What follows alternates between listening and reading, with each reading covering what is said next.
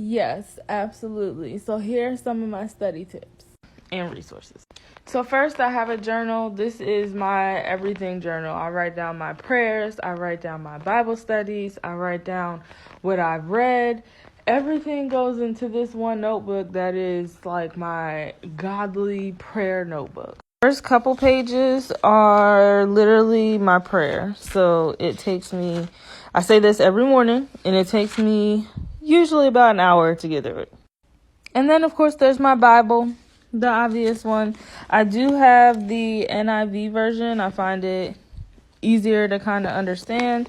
And then in the back of my Bible, don't pay attention to, I read it a lot, okay? Don't pay attention to the pages falling out. But in the back of my Bible, it has word definitions. And then I also use frequently. So this is like a blurb section on what all of the chapters are about. So it kind of gives me an idea of what I'm about to read. This is another one of my resources. If you can't tell, it is a children's Bible. So it has lots of colors and pictures and things like that. And what I do with this one is, so it tells you like this is the Genesis 1 and 2 is about the creation of the world. So I'll read Genesis 1. I'll read this and then I'll read Genesis 1 and 2.